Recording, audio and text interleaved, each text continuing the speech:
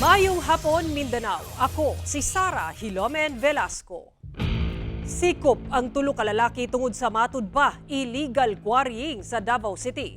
Sumala sa NBI 11, ginaimbestigahan na sab nila ang posibleng kalambigitan sa pipila ka barangay officials sa mong illegal nga kalihukan.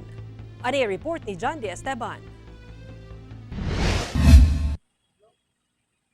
Gikasa sa National Bureau of Investigation Region 11 ang operasyon batok sa matud pa illegal quarrying sa barangay Malamba, Marilog District, Davao City nitong Miyerkules hapon. Tulo ka lalaki ang naabtan nga matud pa nagahimo sa maong illegal nga kalihukan. Sa site talagang naabutan natin na nag-ooperate sila sa illegal quarrying activities. Arrested on site yung backhoe operator at saka yung dalawang operator ng dump truck. Loaded na rin kasi yung dump truck nung maabutan natin. Tapos naghuhukay pa rin yung backhoe that time. Wala na mihatag og pahayag ang mga dinakpan nga balhog na sa custodial facility sa NBI 11. Kinsa mag-atubang og kasong paglapas sa Republic Act 7942 o ang Philippine Mining Act of 1995.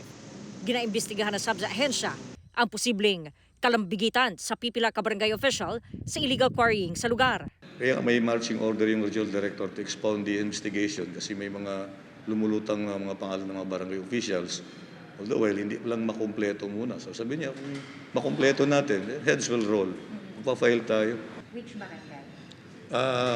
On-site barangay, may yung mga equipment na ginamit. Pag-aari ng kabilang barangay. Mismo ang Davao City Environment and Natural Resources matud pa ang nagreklamo sa NBI kalabot sa giingong illegal quarrying sa nasangpit nga lugar. Yung flow ng river talaga, nasisira na Napondo na yung tubig, tapos pagka nag-release ng tubig yung dam, ngayon, bababa lahat.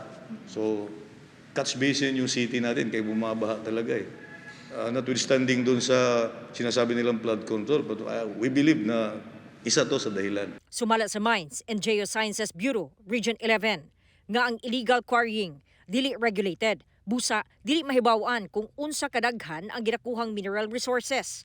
Makapasamot sab daw kini sa baha, labi na kung kusog ang ulan.